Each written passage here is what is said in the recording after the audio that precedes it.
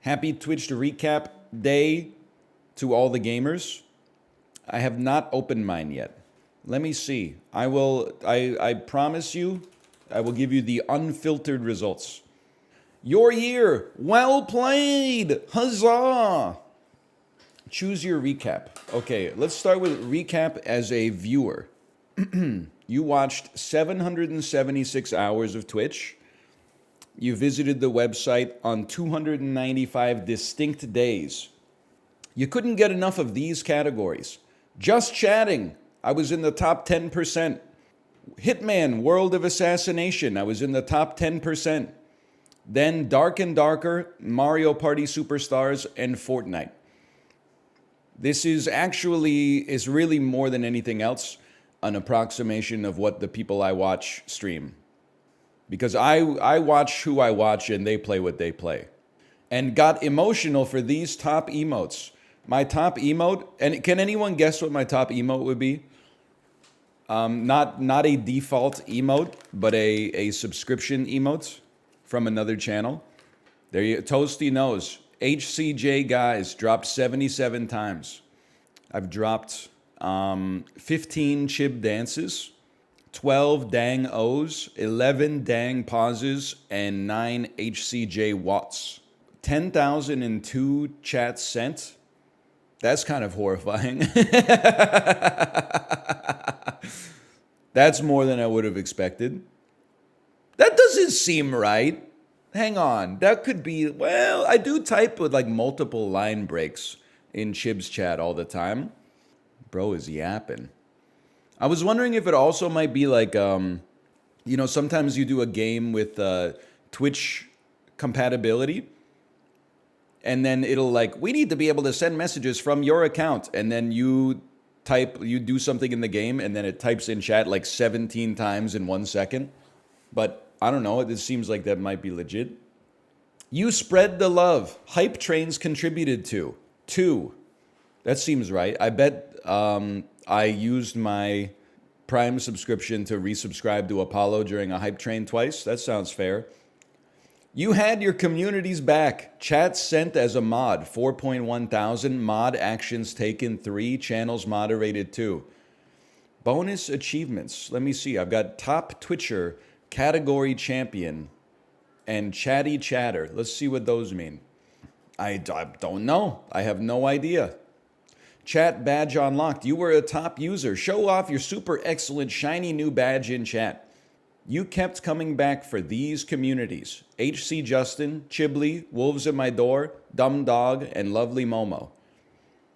Most chats sent in Chibly's chat for sure. Incredible. Okay, now how about as a creator? Excuse me? Your high scores in 2023.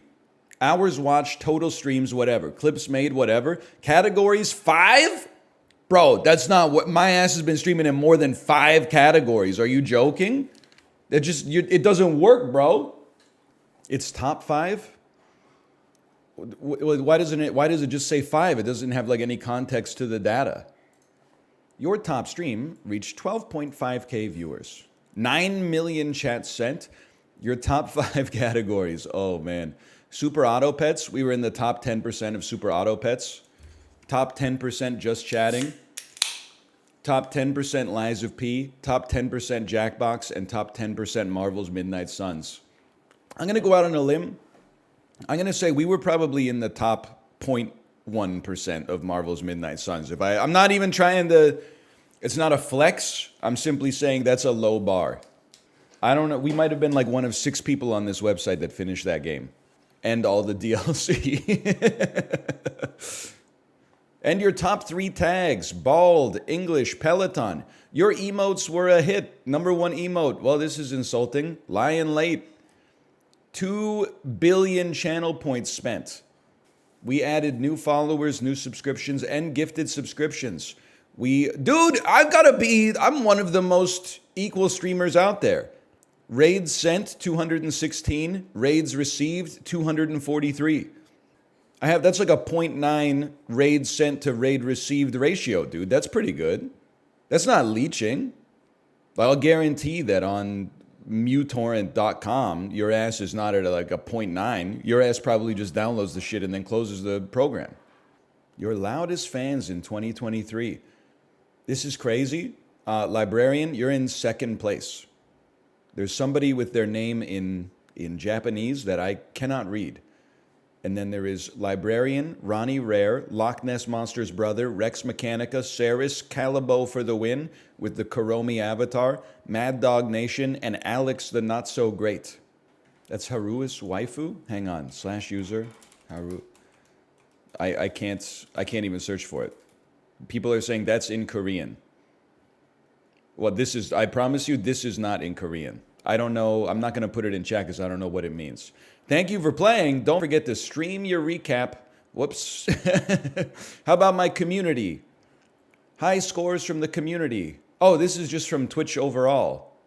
#1 emote on the website, Forcin E. 49 billion chats sent. Top streamers? Just scrolling. Top streamers? Am I in there? Top streamers? Apparently not. Okay, well, whatever. Maybe 2024. Yeah, they only got 5 at the top. Who are the top 5 streamers in North America? Let's check here. Kai Senat, XQC, Tariq, Hassan, and Summit 1G. I must have been number 6, is my guess. It's not Tariq. What is it? Is it Tariq? I'm sorry. I don't know this website, bro. Yes, I'm here 296 hours a year or something, or whatever it was. But, I mean, it's all, listen, I know it was like, here's your top 5 streamers that you watch, but it's like, once you get past that top 5, 6, 7, and 8 probably have like 3 hours total. Like, I would watch Dan if the circumstances were different. Like, he goes live at like 6:30 a.m. my time, and I'm on the bike. Other than that, it's basically like who that I know is streaming at 9 p.m. Pacific time, and I can watch them for an hour while I make YouTube videos. Is there a Peloton recap? There is. It usually comes out like this week, and it always sucks. Like, I'm sorry to Dill Will Hill. I saw them in the Discord, and I replied already, so it's a rehash. But they said, I hope that the Peloton recap this year is good. I'm spoiling it for you. It won't be. I'm sorry. Last year, I was so excited. I think, that was my first full year riding. And I had 11,000 minutes. And I was like, oh, I'm so excited to see what they're going to show for 11,000 minutes. What's your favorite kind of ride? Who's your favorite instructor? How did things change throughout the year? What was your #1 song? And instead it was you are strong, flex emoji. You rode for slot machine. A long time this year. You should be very proud. See you in 2023. It was horrendous. Spent all their money on commercials. They do be playing a lot of commercials.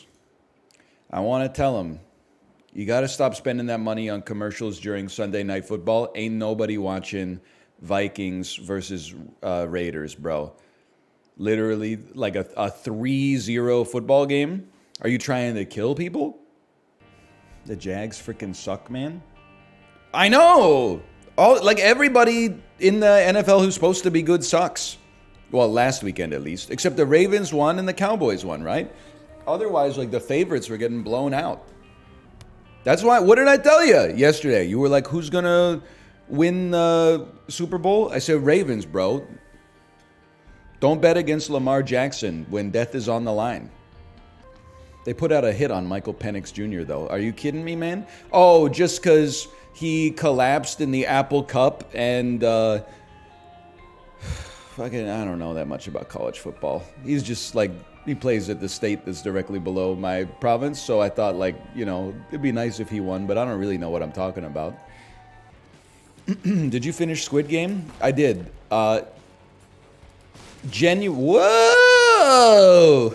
Genuinely, you're probably already not watching Squid Game, the challenge, aka the real game show, because it's tone deaf with the original program.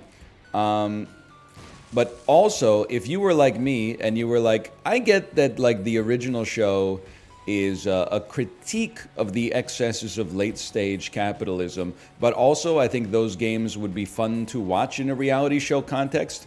Don't watch it.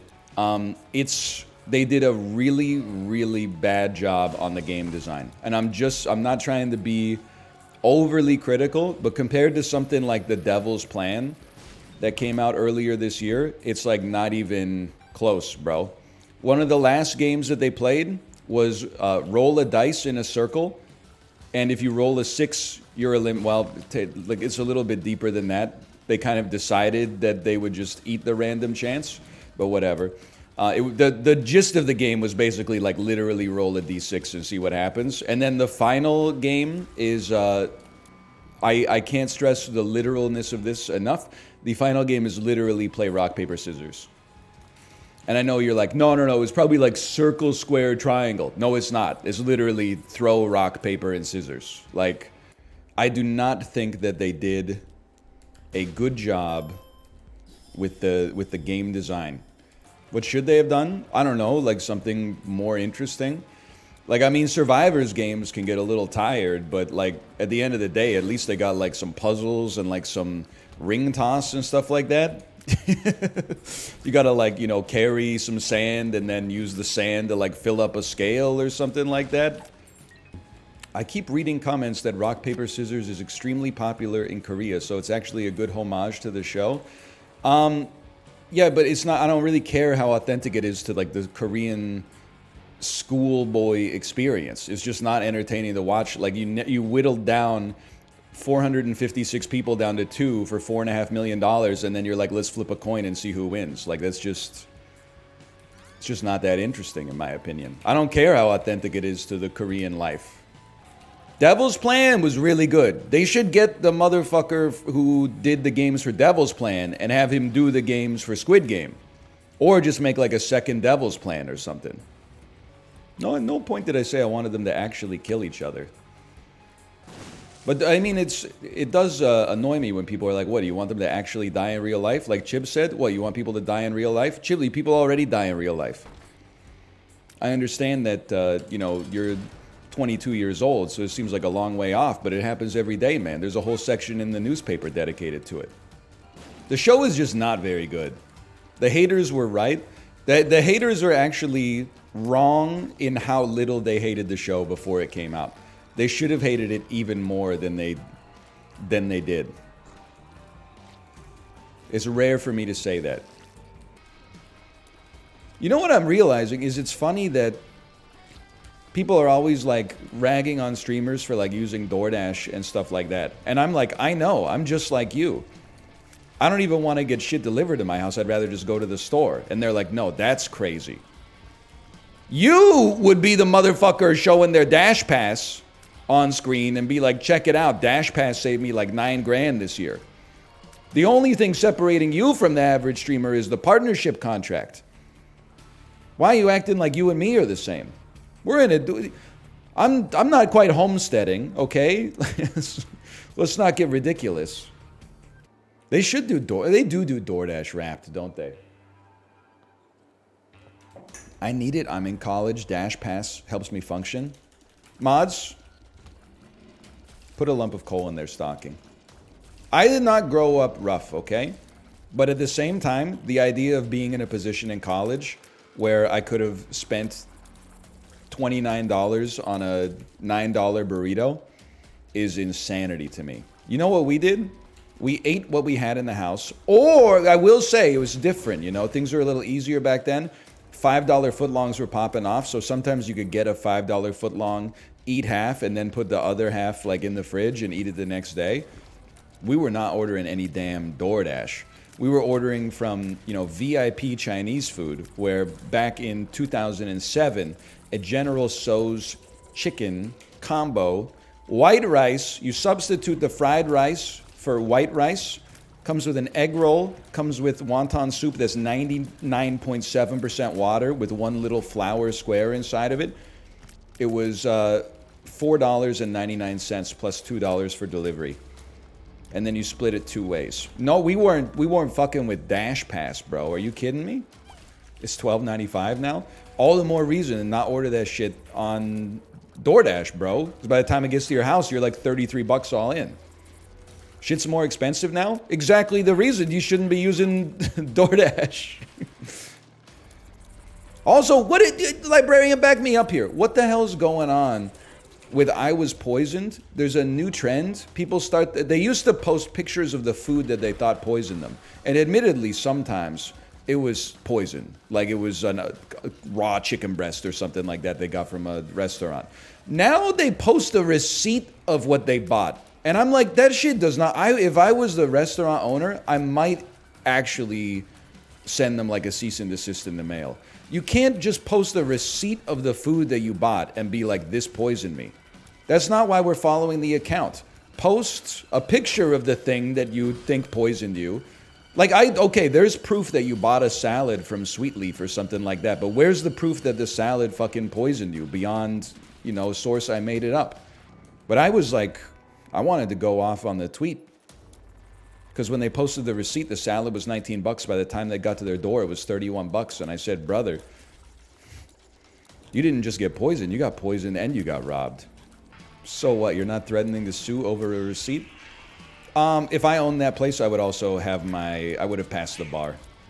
So it would honestly be pro bono. You don't know what I would do. You don't know how insane I am. You don't know how mentally ill I am. Yeah, post some more blurry photos of diarrhea, please. That's why I'm following the account. Like, it's not that I find it pleasant to see. I just find it funny to see. It's two very different emotions. No, I like when they post the food. But the best I was poisoned reports, it's always like, I ate this thing, it made me sick, and then I went back for more the next day, and now I'm violently throwing up. That's the dream, man. More of those, please. Diarrhea is already blurry. Honestly, I never really thought about it that way. That's a damn good point. Switch topic, please. This is just like, you know what? It's Cine to Nerdle.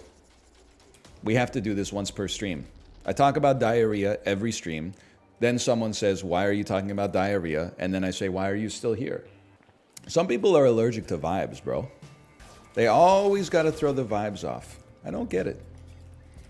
I would honestly say one of my great skills, maybe it could keep me alive during like a post-apocalyptic situation, I am a vibe respecter. Maybe not respecter, let's call it preserver. I am good at preserving the vibe that exists in a situation when I'm introduced to it. Some people are vibe enhancers. Some people are vibe destroyers. I'm a vibe preserver. If I show up and you're eating edibles and listening to Thievery Corporation, I'm not going to blow that up for you. If you show up and you're listening to LMFAO and taking shots, I'll preserve the vibe. Status quo Andy? When it comes to vibes, sure. What if you became part of a cannibal cult? I would preserve the vibe. It's just me being true to myself. Many of you would preserve the vibe too, but you're just too cowardly to admit it. My ass is not getting eaten because I want to like be self-righteous in that situation. I would rather be alive. But like I would tell myself, despite the effects being the same, I would tell myself I'm better than the other cannibals because I would be like, oh, they're doing it because they want to. I'm only doing it because I have to. I would probably rise through the damn ranks too. I would be like, that guy looks delicious. Because if I'm going to eat a person, I want to be like high up on the totem pole. I don't want to have to eat any like human organ meat. I think, if I had to choose, I would say probably like the thigh. I'd have to imagine the thigh would be close to the best. Brain, it's not my cup of tea. I'm not a sweetbread Zandy. Butt cheeks. Maybe. I mean, it's the largest muscle group in the human body, right? There's got to be some marbling down there as well, for most people at least. Ribs? It's crazy. I mean, this is too much. It's funny, the diarrhea stuff, I don't really care if people are like, this is gross. But despite not being vegetarian, I'm a vegetarian respecter. I'm like, this must suck to hear if you don't like eating meat and you find that disgusting. I'd like to apologize out there for talking about stuff that you could buy in the grocery store. Anyway, I was taking a big old diarrhea dump, and, the callus on my brown eye was meh, meh, meh. Vibe preserved. But I was going to say, it's crazy that, like, ribs taste amazing on every animal that I've ever had rib meat on. They really broke the mold at the butcher shop with that one. Chicken? I don't know if I had chicken ribs. I'm trying to think. I've had like chicken. Yeah, no, you know what? Of course I have. At Swiss Chalet, back me up, VIP Daniel. If you get a quarter chicken with the breast, you're getting some ribs. The chicken ribs are not all that, but could be worse. I'm getting one of my ribs removed this week. That hits close to home. Info, are you Marilyn Manson? Or is this like actually a serious medical concern? In which case I apologize. I didn't know they were in there like removing ribs. You know what I mean? Like I didn't know that that's something that's done, I don't want to say routinely. I mean, as with everybody else talking right now, the only time I had ever heard about it was the urban legend that Marilyn Manson got one of his ribs removed so that he could suck himself off. Which, if so, that plastic surgeon should lose their license and also receive a medal. Because that just seems irresponsible, but also kind of sick. Like that's, if nothing else, it really shows you how far humanity has come, you know? We went from fighting saber-toothed tigers just to like keep our species alive, and now they're like, oh yeah, no, sorry, I can't do Saturday. I'm having my ribs removed so that I can suck myself off. Like that's, you've conquered this planet at that point, I guess. Yes, hi, my name's Dr. Elvis, rent-a-car. Is maiden name, of course. Yeah, I specialize in a unique form of plastic surgery. It's dorsal rib removal for the service of my patients to suck themselves off and come in their own mouths.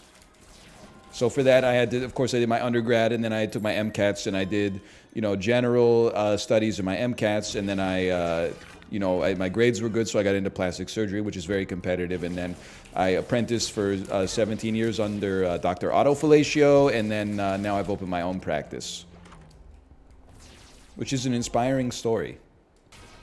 Dr. Otto Fellatio, I'm dead. Baldur's Gate 3 really won Game of the Year when Spider-Man 2 gameplay is like this. Video of Dr. Octopus sucking himself off to completion. All it took, Macros, I know you're a VOD watcher now. I'm so back, okay? I had been one of Baldur's Gate 3's biggest haters simply because it's funny. Now I'm back on the side of the Baldur's Gate enjoyers because the tweets from the Spider-Man enjoyers are way more annoying. Baldur's Gate brought me back. Now, should it have won Game of the Year? No, it's well known that Lies of P got robbed in every possible way. You know what's crazy to me? I mean, this is stuff you gotta recognize. I'm leaving myself. Most streamers wouldn't say this because they're too sensitive. I'm maybe the best of all of them. When I was in school and I learned stuff, I kind of took it for granted, right? I was just like, oh yeah, of course. Like you can make a nuclear submarine that is powered forever and runs completely silent under the ocean, right? When you get a little older, you almost start to have like a little bit more appreciation for like the wonder of the world. How crazy is it that there are just like radiation is not something that mankind invented. Like that shit is literally, there are like radioactive rocks on the earth. That shit's insane, bro. What do you mean by that? Well, like when I think of a rock, it's just like a hard surface, right? It's like a material that's just like hard, full stop. But then there's rocks that fucking shoot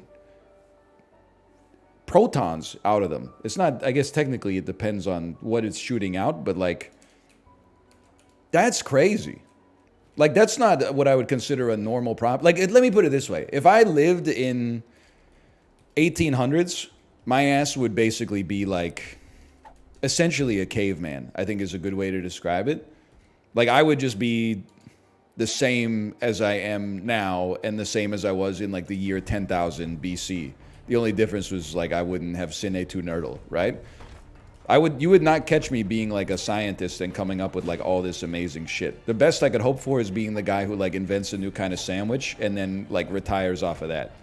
Because you would not catch me doing like what Marie Curie did and being like, oh, hey, you see this rock here? I got an idea. What if I wrapped like photosensitive paper around this rock and saw what the pattern looked like, and then did it with like, 15,000 rocks and nothing fucking happened? People were probably like, what are you doing, Madame Curie? Stop wasting your time wrapping paper around rocks. And she's like, no, just one more rock. And then guess what, motherfucker? That shit was radium. She's like, what the hell? It put on like a weird pattern on the paper. What's going on with that? And then like literally 100 years later, you've got nuclear-powered submarines traversing the entire globe. That's crazy, bro. She did get rocked. Okay, no disrespect to Marie Curie. Obvious. How could they have known? Do not... Some of you guys are cool. Do not read the Wikipedia article about radiation, or radioactivity, I should say. Because... Did you know that after radioactivity was discovered, there was like a radioactivity, trying to think, like a boom of radioactive inspired health products? So people would literally be like, try our face powder, it has radium in it. Like to excite your neurons or your facial collagen or something.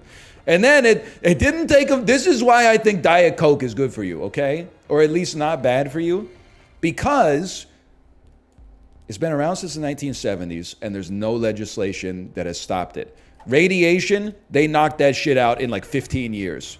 They were like, stop selling the radon cigarettes, okay? People are dying. Let's talk lead. Well, people were just stupider back then. The lead is like a self-fulfilling prophecy, bro. As soon as they started using lead in the plumbing, the society became too dumb to know that it was bad for them. It's like getting so hungry that you're nauseous. It's like there's no way out of the trap. I caught in a trap. I can't walk out. It's the worst Elvis impression of all time. Because I love you. Elvis is not Elvis. Elvis has left the building, people.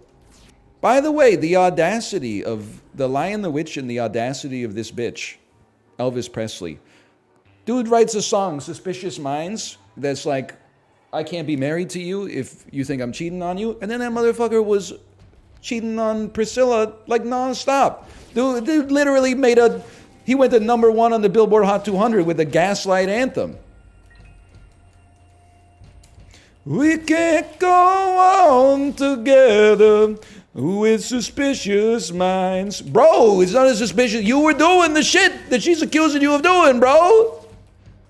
This bit would have crushed in 1973. The crazy thing is, this is the right time for the bit. In 1973, someone would have shot and killed me for insulting Elvis.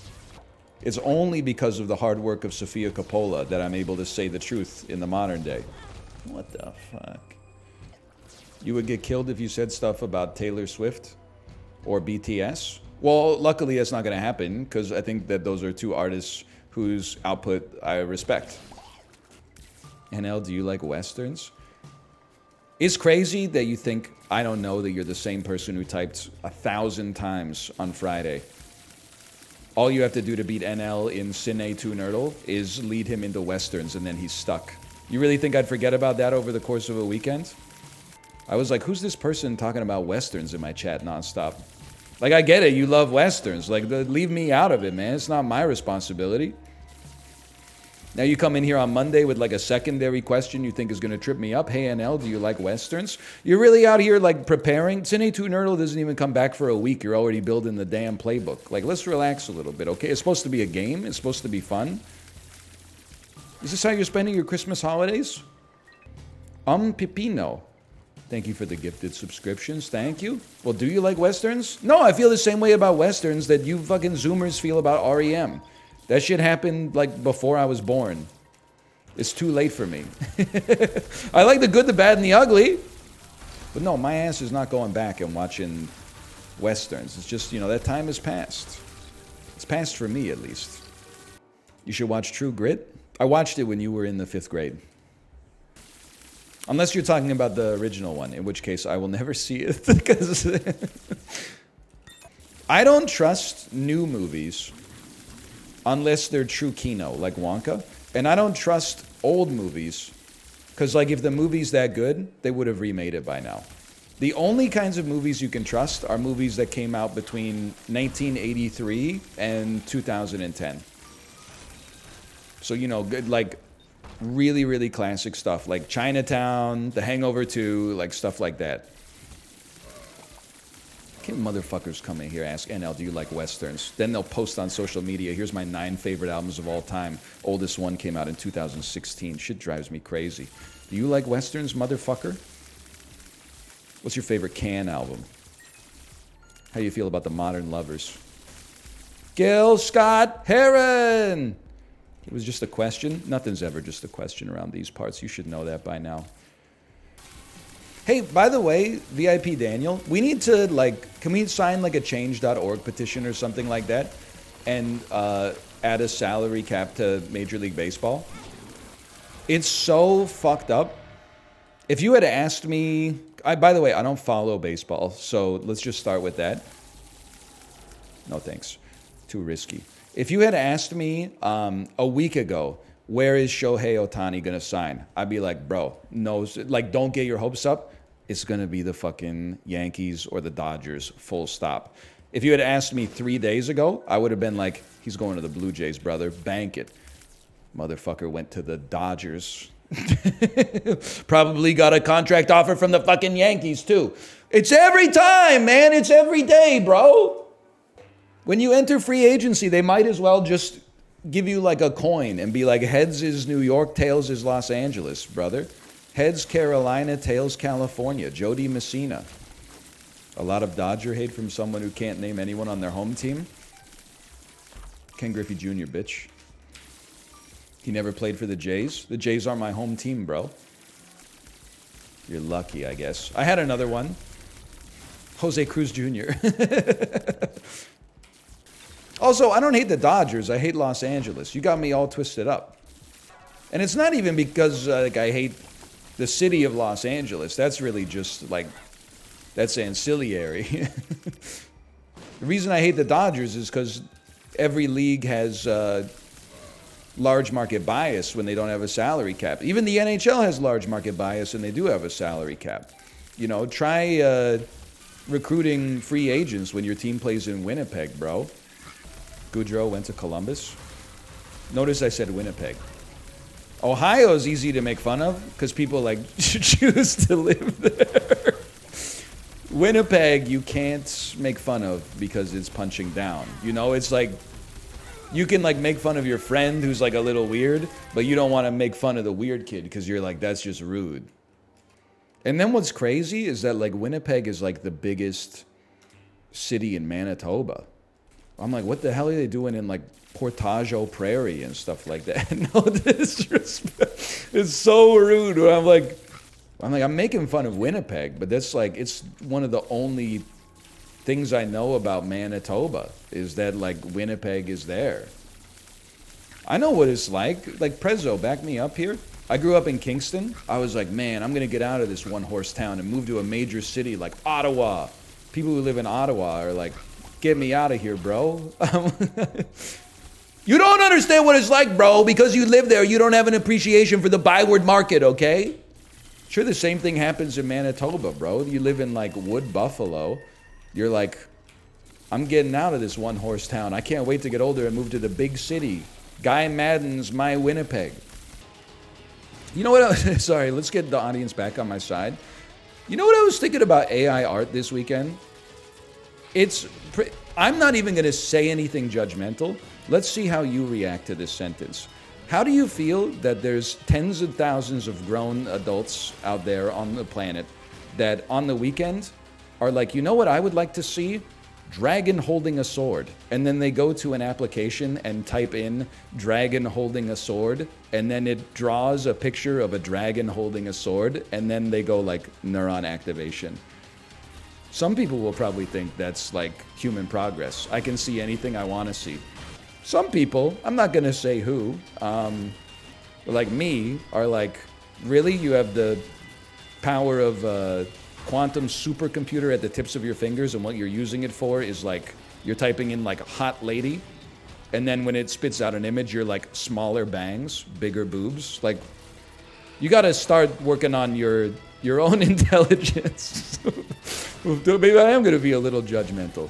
You gotta start working on your own intelligence in order to get the AI to spit out better stuff, bro. Garbage in, garbage out. That's one of like the default principles. Show us your search history. I would gladly. First off, because I know incognito mode exists. Secondly, because my most recently searched term is Toy Story 4 soundbook, because Christmas is coming up. What would you generate? I honestly have no idea.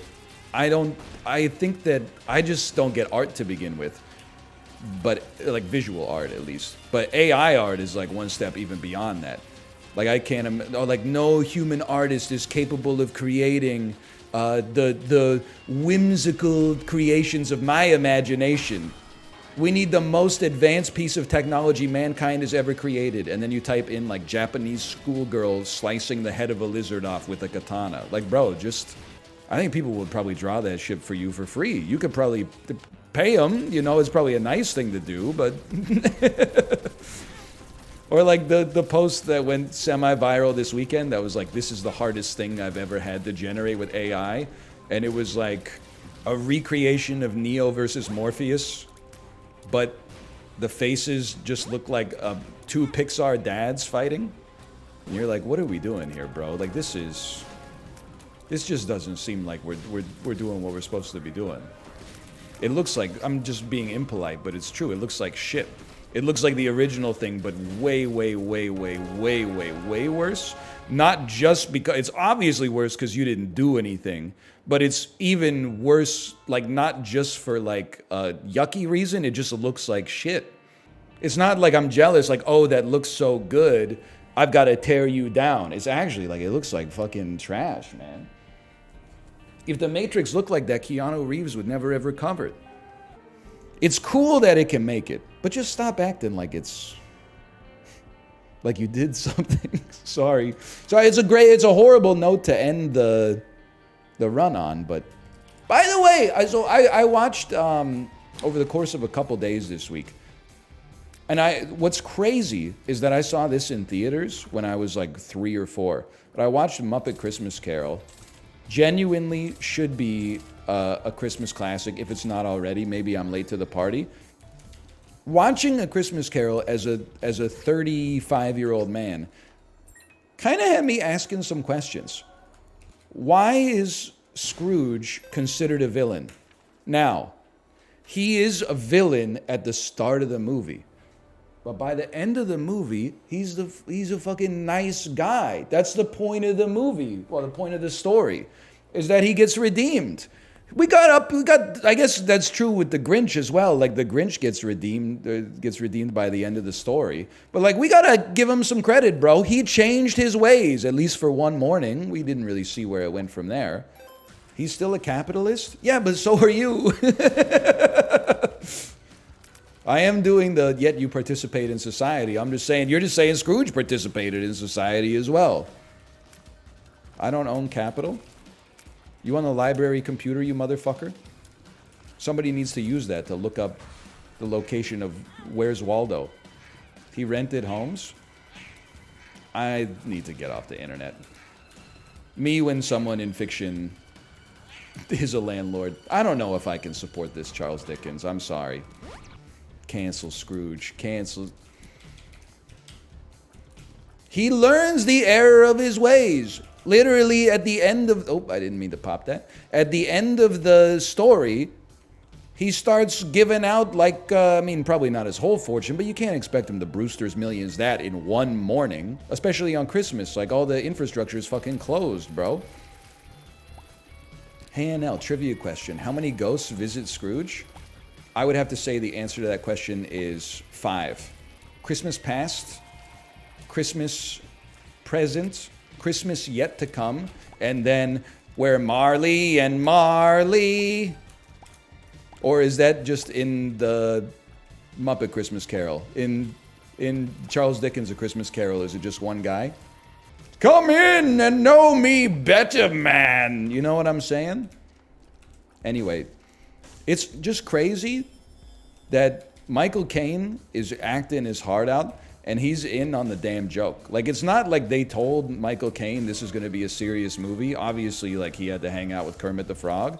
But, like, he exactly understood the role. It's like, I should play this as if I'm a serious Ebenezer Scrooge. And it works so much better as a result. Also, I was bawling my damn eyes out. Catch me thinking that Muppet Christmas Carol. I know the story of Tiny Tim. But then when they pan to the empty chair with the cane next to it, and Kermit the Frog is like, "It's okay, children. Life is full of meetings and partings. I'm sure we'll remember Tiny Tim for..." I was like bawling my fucking eyes out, bro. What is Kermit the Frog doing, dropping wisdom like that in Muppet Christmas Carol? I'm almost crying now, like retelling the story badly. It's Scrooge's fault? Yes, it would have been Scrooge's fault if that shit came to pass, but it didn't, because Scrooge got them a fucking huge Christmas turkey that nourished Tiny Tim so he didn't die on Christmas yet to come, okay? Tiny Tim, note to self. Tiny Tim, audience note, I should say. Tiny Tim, with the power of tryptophan, got over his illness. Unfortunately, 3 days later, he fell down a mine shaft and was killed. Oh, no! No! I couldn't believe it, man. They got Kermit the Frog as Bob Cratchit, dropping like meditations on, you know, death and in keeping what it means to be alive. I mean, we're really bringing the heat with that one. They don't make it like Muppet Christmas Carol anymore. Now shit's all like Diary of a Wimpy Kid, Christmas edition. By the way, I thought the tweet was a little bit too far, so I'm not gonna make it. If you've opened Disney Plus recently, you may have seen the poster for the Santa Clauses. They took the Santa Claus starring Tim Allen and they made it worse. It still stars Tim Allen, so that's a big part of that. But they turned it from a movie into an episodic TV show. And then that's another huge knock on Disney Plus. And then the poster of him doing the hero landing, like punching the ground with energy coming out of his hand and his other hand in the air. I was going to take a screen cap, and I swear to you I was going to tweet, I would rather kill myself than watch this. But I thought it was too far, and lots of people probably got to pay their mortgages as a result of working on the media property. Just because it's bad, that doesn't mean, like, fuck craft services or whatever. But that was the first thought that popped into my head. And it's not true. I would rather watch it than kill myself. And it's not even close. But I would rather watch almost anything else than watch that for sure. No backbone. Bro won't even commit suicide. No backbone. He would rather watch the 10 episodes. Well, now that I think about it, 10 episodes for a Christmas show. I don't know, maybe. They're neck and neck is all. Chibli or Prezzo could make the tweet. That's right. Did you see the Grinch interview? I did not see the Grinch interview. That should not be surprising, though. The Grinch interview. The motherfucker, I thought they killed him at the end of the movie. Didn't he die? Did you see the video from the Brazilian birthday party, though? Of Spider-Man does a backflip, and then Black Panther comes in and tries to do a front flip. But his like ankle breaks during the front flip and he falls over. And then he gets up and he goes like this, like, I'm okay. And then he does his hero pose and then he clutches his chest and is like, I'm okay. Oh man, hang on.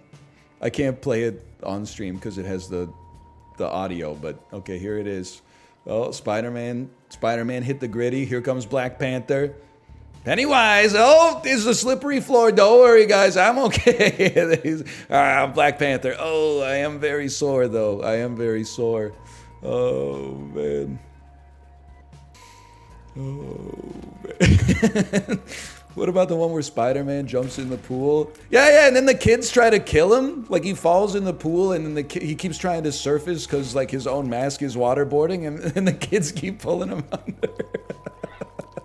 It's crazy, man. Oh, dude. And people are like, get him, Spider-Man's a capitalist. Why? Because he inherited some Stark technology? Dude's literally like 16 years old. Cut him some slack, bro. He should be at the club right now. He's broke? Excuse me, he's not broke. He lives in an apartment in Queens. Do you think you're responsible for Cine 2 Nerdle going down? No. They're responsible because they made the infrastructure, and also the game is good and the cream always rises to the top. I'm in my shirking responsibility era. Part of that is because, you know, was it Saturday? We were riding, and then like there was this person on the Peloton that shall remain nameless that was like way ahead of me, and then their output just stopped, right? So at first you're like, oh, what, old man, can't cut it? Maybe you should slow down then so you can still finish the ride. Then their output like never came back. So when I got off the bike, I hit him with an @ping on Discord, and I said, are you still alive? And then I saw a message from them earlier that was like, I had to unclip for a second and it felt like I was gonna pass out, so I'm gonna cancel the rest of the ride here. And I'm like, DL Guiga, we gotta like, I mean, you're basically like the vice lieutenant of the group right now. We gotta, and I've been actively discouraging people. I've been like, if you're not comfortable, like, don't ride so hard. And then people are like, yeah, I get it, just so you can like beat me on the leaderboard. I'm like, no, motherfucker, because if you die, and then 60 minutes is like, let's figure out how he died. It's like such a salacious story that's like, drill sergeant type influencer encourages his viewers to do dangerous amounts of cardiovascular exercise. They're not going to look at the context, which is like people being like, oh, I had heart palpitations, but I got a new PB today. And then me adding them and saying, please stop doing this. They're not going to look at that. They're going to do interviews with like, you know, my ops. And it'll be like, yeah, he's always been an asshole like that. He's always been like insanely competitive and like self-destructive. And I'm going to be like, bro, you haven't known me since like 11th grade. I'm just saying, you guys got to take care of yourself. First off, like, you shouldn't want to die. And even if you do, you don't want to exercise yourself to death. Like, that's nobody's favorite way to go, I'm sure. Then secondarily, like, I also don't want you to die because like I'm a human being with empathy. The tertiary reason after all of that is just gonna fuck up my PR like crazy. I notice I said tertiary. That's the third most important. The most important is you shouldn't want to die to begin with. Can I say something as well? Kate and I, we watched, I don't know, a third of the first episode. This is gonna hit too close to home for some people. But hey, that's what's funny about it, okay? Maybe. Funny to me, at least. We were watching, so we finished Squid Game, and then we said, what are we going to watch? And there's this Korean show. It's called, like, Life After Divorce or something like that. And it's basically, like, 10 Korean divorcees that they do, like, The Bachelor, basically. So it's kind of like Terrace House meets... Terrace House. It's a lot like Terrace House. And I was thinking they have people in there. There's a wide range of age groups. They got a lot of guys in there and women in their 30s and 40s that, you know, were married for like a few years and then got divorced. Then there was one dude who was married for like 2 weeks and got divorced and is in like his early 20s. And I think on like a normal reality show, that dude's in a position of power, right? This was my hunch. You may disagree. You'd be like, well, he was married, but like, it wasn't like a real marriage, kind of. Like, he doesn't have that much trauma from it, I guess, as much as maybe someone who was married for longer. So he's kind of like, he's still sort of never been married. Like, they weren't like real people. They weren't supposed to be around in the area. You know what I'm saying? But I think like in a show like this where everyone is divorced, I was like, this dude's screwed. Because I just putting myself in the shoes of like a divorced woman, which, I mean, I wear a men's 12, so that's going to be tough to begin with. But I feel like you don't want your second marriage to be like to a guy who was only married for like 2 weeks. There's a lot of like, as a man, at least I feel like I went through like basic training. Like she bought low and she took me from a position of like life as a slob, and now I've got good habits, you know? I eat well, I take care of myself, I clean up after myself, I keep a clean house, I'm responsible, you know, and there's been dips and there's been peaks and valleys along the way that have smoothed out, but it took years, right?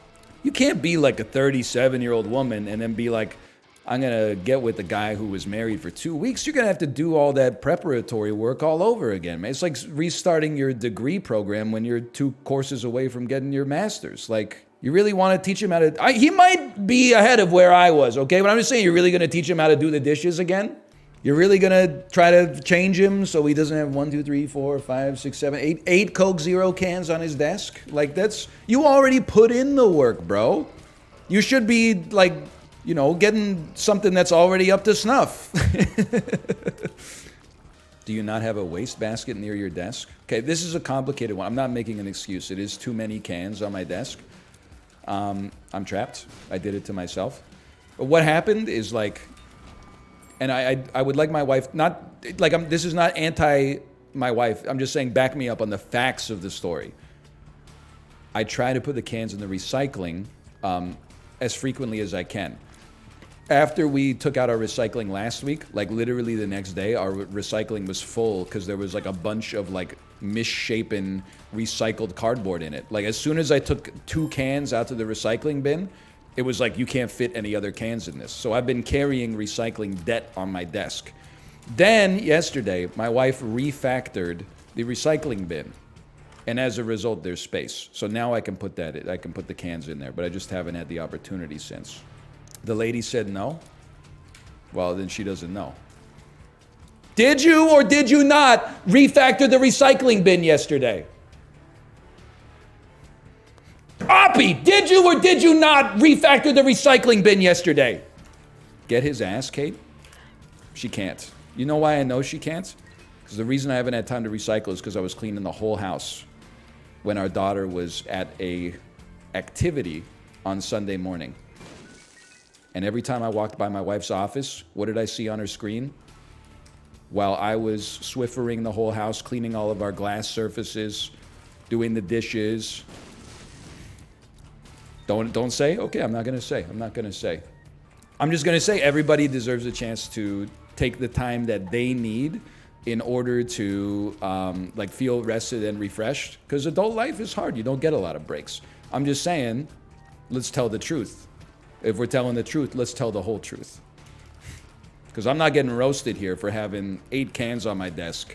And then all of a sudden, it's like we're negating all the effort that actually got put in, okay? 8 cans, man, come on. What is that, like you got 12 on your desk? Like, what's the problem here? You outed yourself? Yeah, that's why you don't join in. I'm capable of doing enough damage to myself. You know, I talk about my wife, like, so respectfully on this stream. And this is why, and Librarian, you're not entitled to hear this part. This is why I say it's okay for a wife to make fun of her husband, okay? Instead of vice versa. Because I'm living it. I talk about my wife so respectfully. Sometimes I'll just be like eating lunch after my stream. I'm like, oh, it was a hard day's work. And then I go to my wife's stream and she's like, I cleaned his toilet. I almost threw up. It looks so bad. His shit was spackled to like the side of the bowl. I think he has a colon problem. Chat, does anybody else have this? And she's like airing out like my most private, like bodily functions. And without my consent, like it's not like she asked me, would this be okay to talk about?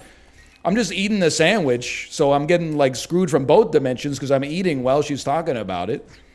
So, you know, and then I'm like, you know, it's okay to play a little Honkai Star Rail on the weekend. That's what the weekend's for. And all of a sudden, I'm the bad guy? Does it make sense, dude? Me taking the hit. I'm taking Wives everywhere are like, take the shot. Clear. Let's get brunch. Target down. As a wife, +2. Let's go! Get out of there! Save yourself, bro! Anyway, Kate, the point is, I'm telling you, the point was not about what we were doing this weekend. The point is about that dude on the divorce show. And I'm just like, I really feel like he's at a disadvantage. Again, this is just, I can't say this is what it's like. It's just simply my guess, is that if you're a divorced woman in your mid-30s, you don't want to have to like retrain a husband from scratch. You want to pick up a husband who's like already gone through the preparatory materials and the basic training, and he's gotten his certifications and his shots and stuff like that. Like, you don't want to start over with like a 23-year-old guy, and then you got to find out that he like loads the dishwasher like a fucking idiot, right? Dating in your 40s sounds hard. Well, first off, I wouldn't know for two reasons. But secondly, people in their 20s are always like, dating in their 40s sounds hard. How do you date in your 20s? Oh, he's got a cool bracelet. Okay. He got an Aperol Spritz. I thought that was so cool. It's all fucking bullshit, bro. You do you. Yeah, but that's the thing, man. More men are wearing bracelets than eating stew these days. Hey, NL, why do you expect women to train men? Because I know a lot of single men in their 30s, and like, most of them are not consistently making decisions that are good for their overall... The incentive for a man when he lives alone, not with everybody, but like with a lot of men, I think, who have never been married, is like a tendency towards self-destruction. It helps to live with someone who's like, you know, please take care of yourself, because otherwise, like, we're gonna have a problem. It day to day pushes you in a direction to like better yourself, and it helps put some backstops there so you don't backslide too much when things get bad. If you got nothing, you got no bumpers on the side, like, your ass can easily find yourself in the gutter for years and years. What would you say about a 30-year-old single woman? I wouldn't say anything because I don't know any. Right answer? Well, it's not like it's a trap question. It's just like, actually, like 99% of my friends are men, and most of them are single. Not single, but unmarried. You don't know any 30-plus single women? I honestly, no. I don't think, well, my grandma. That's because my grandpa died like 13 years ago. And she's loving every minute of it, Jerry. Like, there was some mourning, but now she's having a good time. She's not 30. You said 30 plus. She's like 74, okay? That's 30 plus. Last time I checked. You gotta watch some number blocks, bro. Yeah, good for her. My grandfather, I think, was not a good husband. I love him because he was my grandfather, but like, I think, you know, that's kind of like grandfathered in, if you will. Maybe that's why they named the term that. But like, where would I meet a 30-plus single woman at this point in my life? The only people I hang out with are like my family and other parents. Brunch? Yeah, this is Vancouver. DL Guiga, back me up. No, strangers don't talk to each other in Vancouver. They're minding their own business. What is it about, like the fedora has been uncool for a really long time now. Like, at minimum, since the swing revival in like the 90s, right? Probably before then. But when you look at people like in the 50s and 60s that were wearing them, they were looking fucking cool, bro. So what is it about the fedora now that's so much worse? Is it because people are trying to use it as a shortcut to be like, I'm well-dressed and classy, without actually committing with the rest of the outfit? Is it like fedora plus graphic t-shirt plus sweatpants is like is it a principal element there? That's part of it. I will say, Kate will tell you this is true. I made a bold decision as a 35-year-old man. I had a shirt in my closet that I didn't know where it came from. Either like my mom gave it to me for Christmas at some point, or like maybe I bought it for myself and then was like, I'm not sure if this shirt is really like what I'm looking for. And I was like, you know what? Today's the day I'm going to try it on. Because it is the season. It's a flannel button-up shirt. I put it on, and Kate said, what is that shirt? And I said, I don't know. Like, I didn't take offense to it, because I was looking at myself in the mirror like, what's going on with this? But it wasn't like an oversized flannel shirt in keeping with the style of our time. It was like a fucking tight ass flannel shirt. Like it was, and I'm a relatively skinny guy compared to at least where I used to be. Like this shit was fucking tight, bro. She said at the very least you gotta tuck it in, okay? So I tucked it into my Lululemon navy blue slacks, and I was like, this doesn't feel like me. But I said, sometimes it's like that, right? Sometimes you get a new haircut. You know, it's been a while since I had this experience, obviously. But you get a new haircut and you're like, I look stupid. Then you wake up the next day and you're like, oh, actually, I really like it. So I said I'd try it. Went out. We had to run some errands in the morning. Went out. Came back home, looked at myself in the mirror and said, I straight up look like a cowboy. Like I look like someone who would say like, you yeed your last ha. But because of the Lululemons, there was also like a little like metrosexual element going on. There was like a discordant vibe. It's like the outfit was discordant with itself and it was discordant with my personality. And I was like, this is just not gonna work. So then I took it off and I put on something more me. And then I put the shirt back in the closet. I don't know what that's for though. I put it back in the closet as if to be like, maybe one day. Use it unbuttoned with the shirt. You really think it would work well on top of the Hurley? On top of the Kirkland signature Eddie Bauer? Maybe. Kate will tell you if she's still here. It was not. Well, she did say, why'd you change? And then I was like, I just don't think it was working. And then she was kind of like, yeah. It's a good try. Like, you got to try it sometimes. You got to give it a shot. You should be a vest guy. I think that's where I'm going. I think I'm evolving into Patagonia vest. I think that's my next step. I do like to be outside, which is something I never thought I would hear myself say. It seems in keeping with the rest of my lifestyle. I think I would like hiking. It just seems like there's lots of great hiking in Vancouver. It just seems crazy to me to like drive your car to like a hiking trail. Like it's like smoking a cigarette on the treadmill or something like that. It's like that's something and I shouldn't let that stand in my way, I guess, but it's a long trip to the damn mountains if you're going to take a bike, I guess.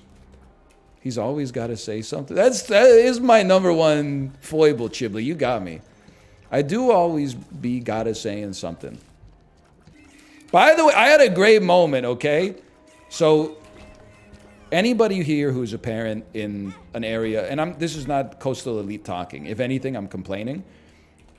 Everything's fucking crowded. Everything involving kids is crowded, okay? Maybe it's not just Vancouver, but like daycare is always fucking like you're on a wait list.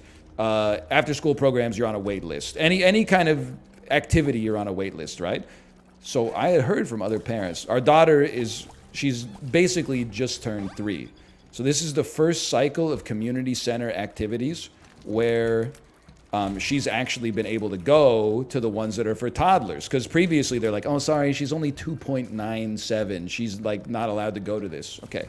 So now she's old enough for the ones that are starting in January. So I picked out a class for her at a community center. And I was like, I'm going to be there Saturday, 9 a.m., online sign up. I'm going to sign you up 100% for this class.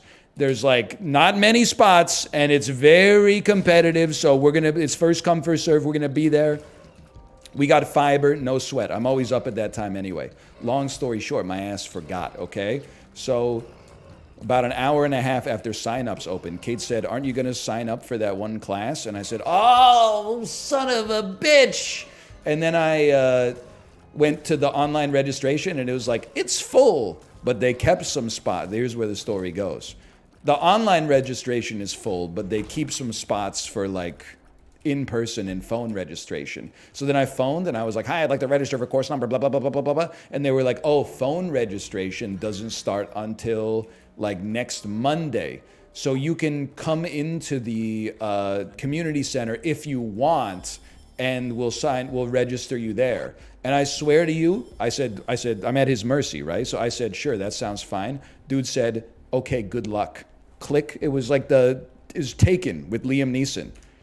That shit was rattling around in my brain. So then I told my wife, I was like, I guess we're taking this. Hey, I got to go to the community center. And she said, yeah, go ahead. I'm driving there the whole time like, I know this shit is not going to work out, okay? There's 0% chance. Like when I looked at the course calendar, I was like, every parent is going to be signing up for this class, no doubt. So I get to the community center, the parking lot, it's like 10:07 a.m. on a Saturday, and the parking lot is jammed. Bumper to bumper traffic like a Costco. People are waiting like in line for spots. I pull over to the side of the parking lot, get like street parking, get out, pay for the parking on my phone. I'm like jogging into the community center. I get to the community center and there's like a 30-person deep lineup. And there's I've never seen this before. There's a dude with a headset like running the McDonald's drive-thru who's like directing traffic, and people are like, how's your day going? And he's like, it's crazy today. It's like swimming class sign up or something like that. And I'm like, this is insane. I'm like, we're fucked. Anyway, I start filling out the form in the line. Like he gives me the form. I get to the front. I'm like, I want to register for this class. I'm 100% sure the lady's going to laugh in my face. Instead, she types for 8 minutes and then she goes, okay, do you want an emailed receipt or like a printed receipt? And I was like, oh, emailed receipt is good. And then, you know, in Meet the Parents, when, probably not, but when Greg Fokker gets a fake Jinxie from the pound and paints a stripe on it, and he brings the carrier back when the family's at their lowest, and then he's like, I got it, and he's like slapping the case, and everybody's like, Jinxie! That's how I felt when I got home. I was like, there was 0% chance we were gonna get it, and then we got it. I really did feel like the image of the dude mining, but giving up before he gets the diamonds. Every gambler is just one more swing away from hitting that jackpot. And then I told my daughter, and she was like, I don't want to do that. And I was like, well, too bad, you're 3. If you were like 15, I'd be like, all right, we'll cancel. But you're 3, you don't know what you're talking about. You don't even literally what I signed you up for, you just found out that it existed like 15 minutes ago. So we're not going to be doing that. Steve Jobs, who he really was. So true, dude. On the one hand, Steve Jobs invented the iPhone. On the other hand, he's also like patient zero for founder brain. So I don't know. I guess you got to take the good with the bad. Chiblee, is that real, by the way, that you said his last words were, get away, your breath smells disgusting? Because when I Googled it after, embarrassingly enough, to fact check it, it's like, according to his official biography, his last words were like, oh my God, or something like that. But I want to believe that it was, get away from me, your breath smells disgusting. Or your breath smells like a trash can or whatever. I don't want to know my last words. I don't really care what my last words are. I also saw a great tweet, by the way. I was thinking about this. It's not like I'm dunking on the tweet or I'm believing the tweet wholesale. But it was like, here's, from a palliative care nurse, here's the top 5 regrets people have on their deathbed. And it's always like, not speaking my mind, I shouldn't have worked so hard, you know, blah, blah, blah, blah, blah. And then the quote tweet was like, people are very biased when they're about to die, so I don't trust this. And I was like, you know what? I'm paraphrasing what they said, but I'm like, I think that's fucking true. Just because you're about to die, that doesn't make you like an authoritative source on how you could have made your life better. It's not like you necessarily get struck with like an extreme moment of clarity and you're like, oh, I could have solved all my problems. Like, it changes your perspective, but like maybe there was times you didn't speak your mind as much because you're fucking like gonna get fired if you spoke your mind. Maybe there was times that you worked harder than you should have because you needed to make your damn mortgage payments so like your family had a place to live and stuff like that. Like, I think you gotta take like you gotta ask them what their regrets are like every 10 years and then collate that into, like, tell me what someone who's like 30's regrets are and then compare them to the regrets at 40 and then compare it to the regrets at like 90. I'm not willfully taking IBS. It'd be disrespectful to my friend Chiblee. I'm not saying I'd be like, oh, Grandpa, sorry, like you're really biased right now. I can't take your opinion seriously. I'm simply saying I don't look at that and say like, oh, there's inherent actionable wisdom that I could apply to my own life. Because I think if I'm already not working that hard, to be honest. But I think if you look at that and you're like, oh, I should start working like less hard, it's entirely possible when you're on your deathbed, you're like, man, I should have worked like a little harder. I shouldn't have taken that advice so seriously, bro. My ass got a little lazy and I suffered as a result of it. Clip it before he calls me lazy again. Who are you? Can't just ask the librarian to clip. I'm the person who asks the librarian to clip things. Only me and the librarian have that kind of like jurisdiction, okay? And fauna? Sure, and fauna. I'm just pretending to be part of the team. I don't really know what's going on with all that. But I know when I say fauna, people go, fauna! It's hard to resist the call, you know? Look at that, Silly Rice Krispie gifted 5 subscriptions. Thank you so much, thank you, I appreciate it. Holy cow, it's 12:40 already. We will not be losing Isaac today. Hey, librarian, thanks for the gifted subscriptions, thank you. Oh, tears down? You did that. You did that. If you ever need chat to move fast, just ask if you would eat a poop sandwich for $10 million. I mean, I have a compromised gut biome. Wow, you're right. It even got me talking about it, and I knew that was what it was designed to do. I have a compromised gut, and I would eat a poop sandwich for $10 million for sure. Like, the guys on Jackass are doing that shit. And a lot of it is exactly that bad. And they're doing it for less than 10 million. Maybe 10 million lifetime, not a lump sum payout. Hey, Rex Mechanica, thank you for the gifted subscriptions, by the way. Thank you. And Gel King Goonbird. Oh, that's a good one. You got me on that one. There's the one in Jackass 4.5 where Steve-O tries to do the thing where you put, you like drop a water-filled condom on your head and then it like distorts your face and looks really funny. But he did it with the septic tank from his mobile home that was just filled with old piss and shit. So he kept filling up the condom. And then, like, they drop it on his head, but it would snap and just coat him in his own waste. And they did it for, like, 3 hours, and it never worked. Like, if Steve-O can do that for a bit that didn't even work, I would eat a poop sandwich for $10 million. I think anybody that didn't would be insulted. Honestly, I would, like, apply. If it was like, we'll give some lucky person, they would be like the lottery. People would be like killing each other to be the person who eats the poop sandwich, bro. Now you got me pissed off. I'm thinking about the Squid Game reality show again. They all think they're Orbit on that show. Hey, what if we didn't play the game and instead we just all picked a number and whoever picked the cursed number goes home instead? Fuck you, man. You got people at home, like, I get it. You're trying not to lose your humanity on a reality show. My ass is trying to, like, get some entertainment value out of the show. Fuck me, I guess. I'm an Orbit hater. That's what I think is great about the show. You're gonna have strong opinions about Orbit and Suck Jin, okay? But the thing is, like, you could see yourself being a supporter of either of them if you were on the show. It was a great battle of, like, the reality show ideologies.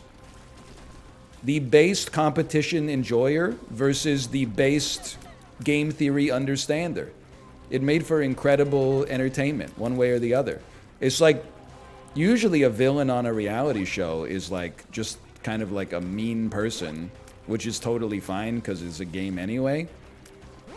Or they're just like annoying, like they don't do anything. Or they're like, what was Roxroy from that season of Survivor, his whole role on the island was just to say like, good hustle. Pick it up. Come on, guys. Pick it up. Pick it up. We can get this done before sunset. Pick it up, guys. Come on, come on, come on. But like on The Devil's Plan, there were kind of like two heroes. And society drew the lines that made them go against one another. It was two competing philosophies. Released in 2016, 1.6 billion.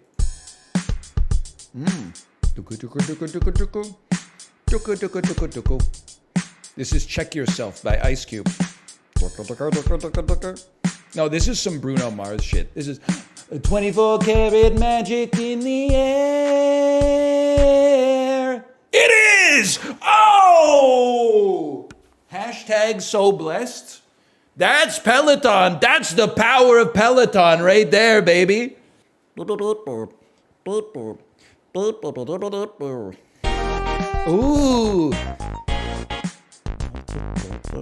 It's got a little squam to it.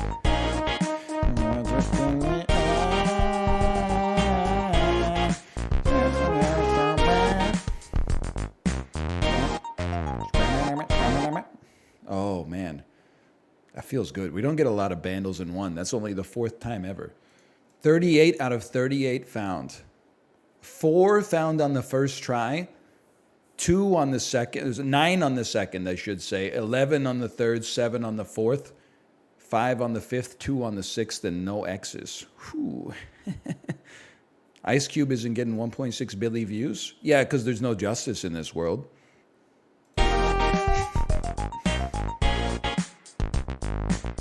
Ringtone of the most annoying person you know. They went to the bathroom, but they left their phone on the conference table.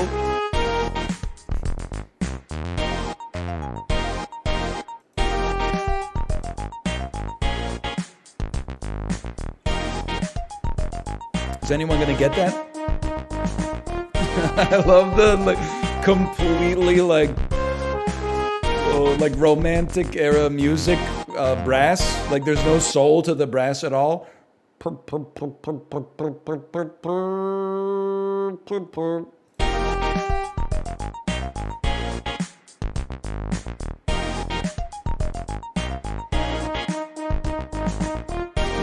that is straight dookie. I am loving the. Let's bring it back to just the bass.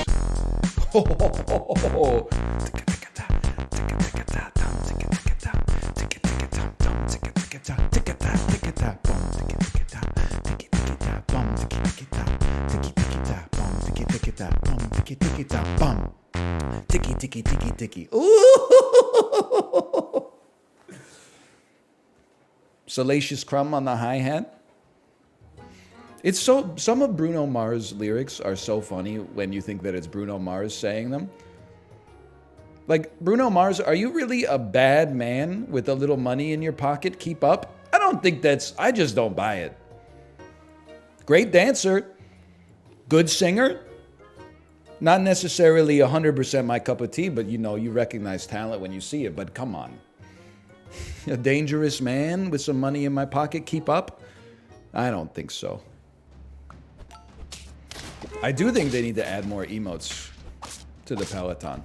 I'm sick of only being able to high five.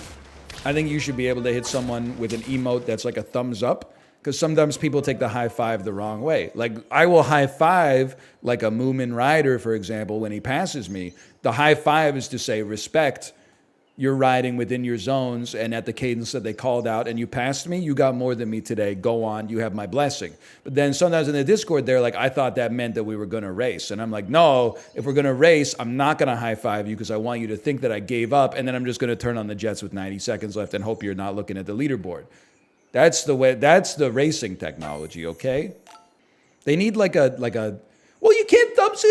People and boomers are telling me you can't thumbs up Gen Zs anymore because the Gen Zs take offense to it. They think a thumbs up is passive aggressive or something. Is that real, or am I being psyoped yet again?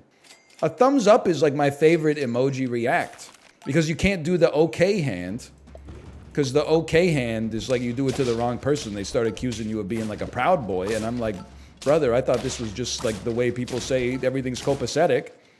So then I hit him with the thumbs up, and they're like, why do you say fuck me for? And I'm like, I'm giving you a thumbs up, bro. The thumbs up is like, good job. If I wanted to be passive aggressive, I usually give you like a grimace, or hand over mouth, or like sweat smile or something like that. Bro calling out sweat smile. What's wrong with sweat smile? I love sweat smile. But the Peloton needs more emotes. First off, it seems like it would take about negative 300 seconds to add. I think a thumbs up, a high five, a white flag would be good. You could send them, but then people could use that toxically. I guess I'm the one saying that a high five can sometimes be passive aggressive, so I'm kind of like, I'm part of the problem as well, but I don't get offended by it. It's society that gets offended by it. Middle finger? I mean, I would love that, but I don't think that Honestly, the Peloton community is a little too soft in order to like survive that. They like already they're like going after Matt Wilpers because he said he wanted to lose like 8 pounds before his wedding, and they're like, I don't ride the bike to be insulted. And I'm like, oh, all right, try that on a real bike. That's damn true. Sweat Smile has Kevin James energy. What's wrong with that? It's the most popular meme of 2023, maybe. It's top 10, but it's not meme of the year. Okay, let's discuss that. Let's discuss that. What's up there in the meme of the year? Meme of the year. You gotta remember, I was talking about this, like our year for Kate and myself is weird because we moved in June. So it's actually almost like the first half of the year like doesn't feel to us like it existed. Like it feels like the year only started so close once we moved. Like January to May is like non-existent. So I don't remember shit about... You're gonna ask me some shit about March 2023? I got no idea, man. I got no clue. Baby Gronk's up there. Okay. Increasing grip strength by 7%. Yeah. Police officer goes down slide. Sure. Vince McMahon crying. I find that one annoying, but that's okay. Ice cream's so good. Yeah, okay. You might be right. Ice cream's so good. That took over for a bit. James Bond, well, the James Bond video, I'm pretty sure that was like from 1912. Up back and blow your bloody head off, mate. I'm James fucking Bond. I'm pretty sure that's from like 2014 or something. Dracula Flow, not even mentioned. You don't want me to be the motherfucker who's saying recency bias, okay? Because I hate being the, logical fallacy, Andy. But like, whenever you talk about like meme of the year, there's always some motherfucker who's like, how about this shit from 3 days ago? Come on. You know what else is up in, and this is not, I'm not saying best meme of the year. I'm saying that this is like time person of the year, like the most impactful one of the year. Another one that's up there, without a doubt, is Planet of the Bass. Whether you look back on it fondly or with a little bit of cringe, Planet of the Bass took over for about 6 weeks. I don't know that one. You do know that one, probably. Unless you go see Jonas Brothers concerts in person, in which case, based on video evidence, you probably don't, but... Which is fine. I love that for you. What is Planet of the Bass? Life. It never die. Women are my favorite guy. Sex. I'm wanting more. Tell the world. Stop the war. That one. Do not say that the new Trolls movie has a cover of Planet of the Bass in it. I will fucking... I was gonna say something I'd regret. I won't be happy. Let's put it... You know how I feel about the Trolls, bro. Does it really? Rip those animators who had to put that scene together in like 2 weeks before the movie came out. Why don't you like the Trolls? This is fucking... I hate that the movie is just covers of popular pop songs. Like, I get that it's for kids, but that doesn't mean that I have to sit here and be like, it's good. Trolls 3 has Island in the Sun. No disrespect, but we're not built the same. If you hate Trolls, and then they play a song that you like, you should hate Trolls more for defiling an original that you enjoy. You should be like, I had a problem with it when it was LMFAO songs that fucking sucked, but now that they went for Island in the Sun, it's personal. Instead, you're out here like, they won me back when they played a song I recognize. That's their whole thing, bro. Do you hate Weird Al? No, I think it's a little cringe when you pass someone the aux cable and then they put on, Amish Paradise. I don't hate Weird Al. Weird Al is transforming a song into a parody that's an original work that says something different than the original. This one is just like, hey, remember that song from 10 years ago? What if Anna Kendrick sang Gangnam Style? Like, is fucking... What if nobody fucking cared? Unless they were 3 years old, which admittedly is the target audience. But I'm just saying, as an adult, you're not going to catch me being like, oh, the Trolls movies are based, you know? Muppet Christmas Carol, kind of based. Trolls World Tour, we will not be there no matter what. Unless my kid wants to see it, in which case we will be there no matter what. Anna Kendrick has a nice voice, though. Bro, it's fucking 2023. Everyone has a nice voice. Do something original, man. Do something cool. If I wanted to see people sing songs they didn't write, I'd fucking go to the Elton John concert, okay? I'm at Trolls World Tour to see some Kino cinema.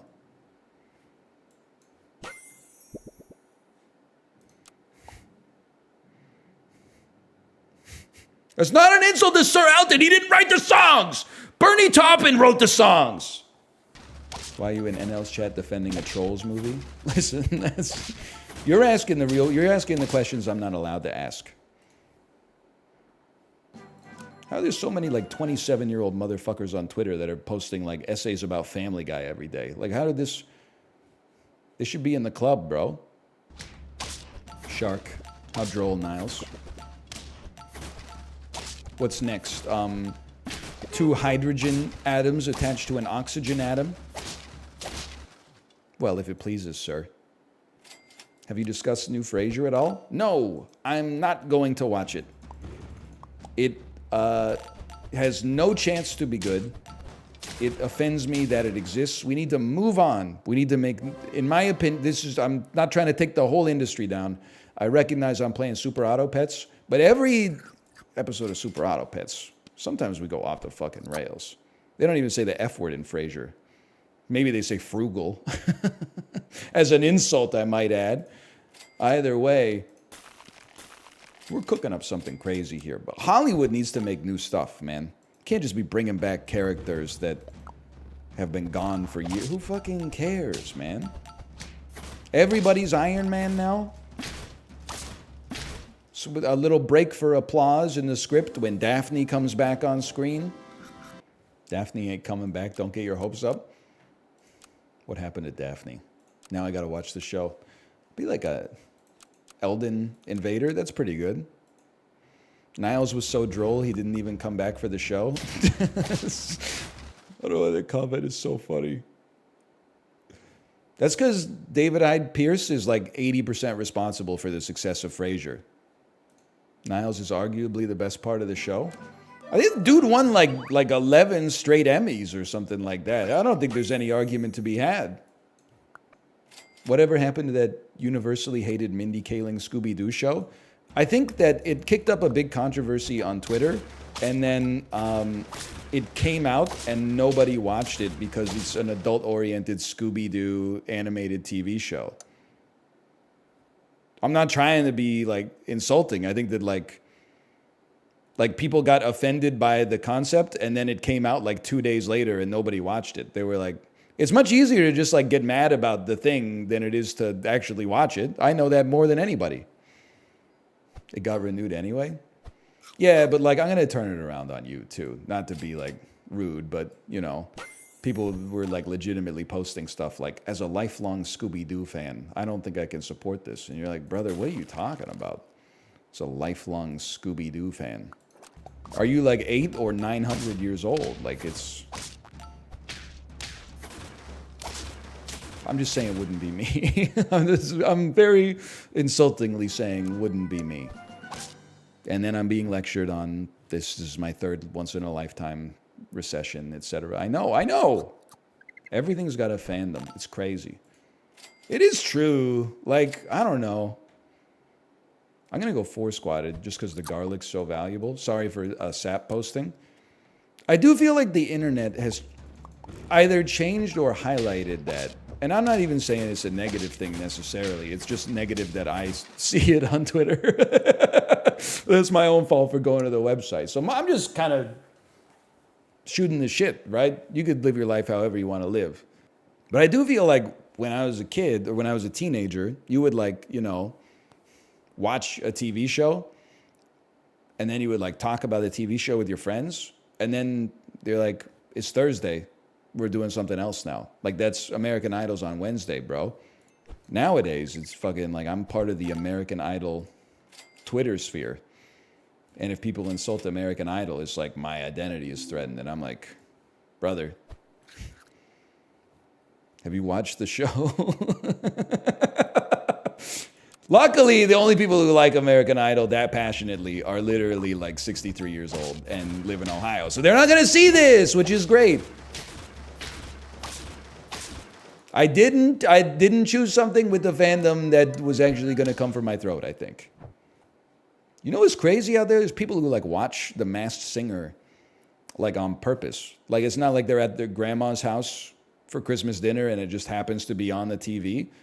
They're like, oh, honey, hurry up, The Masked Singer's coming on. Now, that's rude, for sure. But it's also rude that the show exists, in my opinion. Whoa! I don't think this is going to be good, but let's give it a chance. My aunt and my grandma watch both the English and the Spanish version of The Masked Singer. That's crazy. What's the point? It's not a talent show, right? It's like a guessing game. You're like, whose voice is that? Who's wearing the mask? Boy, am I going to make a COVID joke or a Bane joke? I don't know. What would Bane think of The Masked Singer? I'm sure he would make a droll comment. You know, I just call it The Singer. That's... Sorry, I got to think of a celebrity that would be on The Masked Singer. They have to be famous enough that you like kind of know them, but not so famous that you're like, they wouldn't touch this shit with a 10-foot pole. That's David Caruso!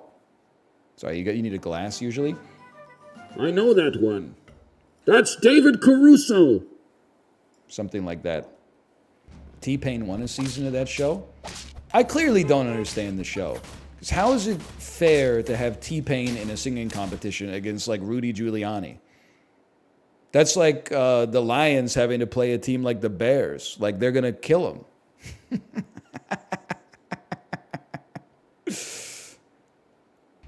Is DL Guiga yapping in chat again? Sorry, this is so rude.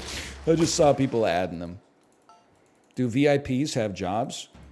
I'm not trying to... And DL Guiga, if this crosses the line, I apologize. It's meant as banter. I think my impression of DL Guiga is complimentary.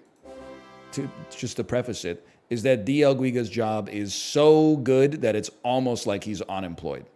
Because around Thanksgiving, he wasn't here for like a week and a half. That's like a good job, bro. When your boss is like, oh, it's a 4-day week, you might as well just take the whole week off. And then he's got like paternity leave for 6 weeks before his kid is even born, and then for like 6 months after that.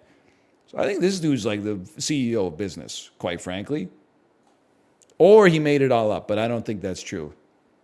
I think that's against his code of ethics. It's actually like demoralizing a little bit. I'm not actually down on myself, so please don't compliment me because it'll make me feel weird.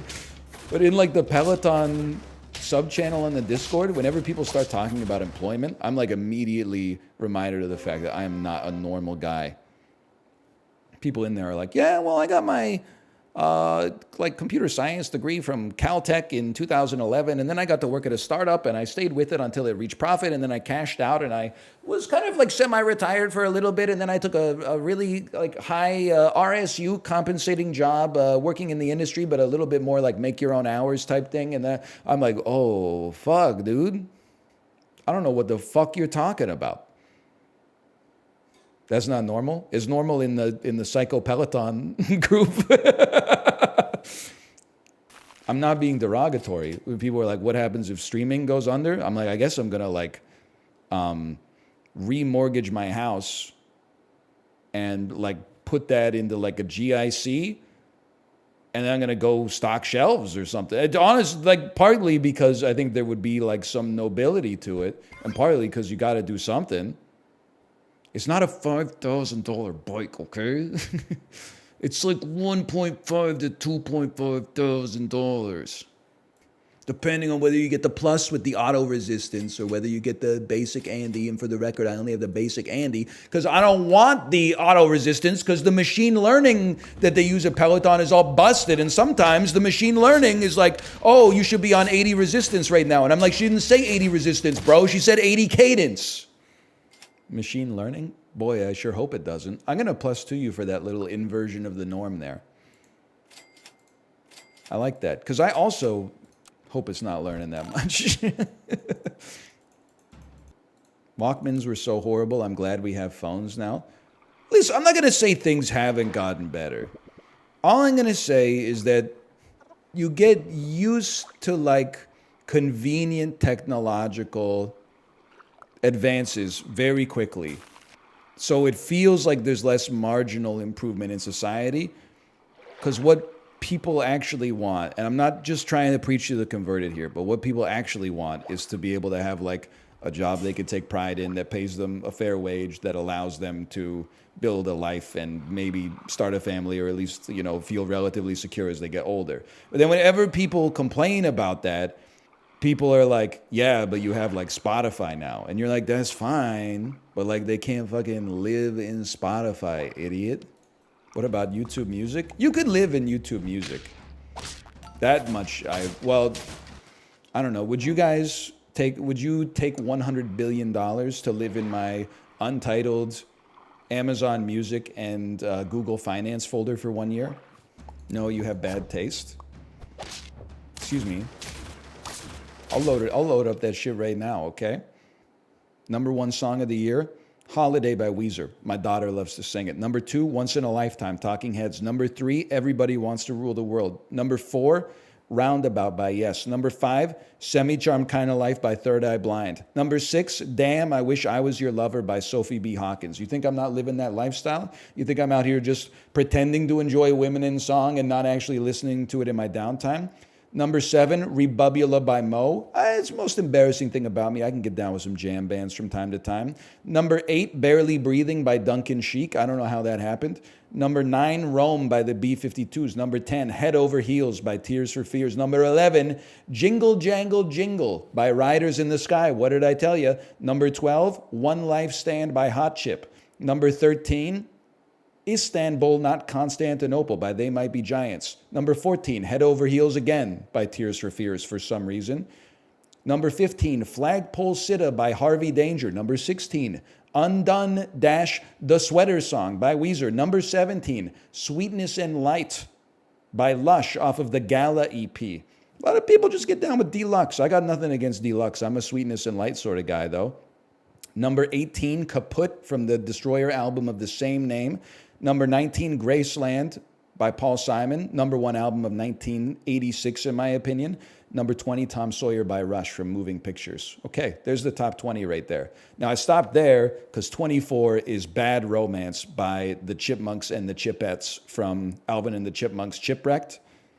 I didn't want to get down there. Now, admittedly, right below that, The Tallest Man, the Broadest Shoulders by Sufjan Stevens. But I had to stop somewhere. I had to stop before we got to Steal My Sunshine by Len. What about your finance stuff in that folder? Oh, okay. Hang on. Let me check. I like to stay up to date on this sort of stuff. It's like a Monday before Christmas. It's probably not S&P 500, 39 basis points up. Dow Jones Industrial, 43 basis points.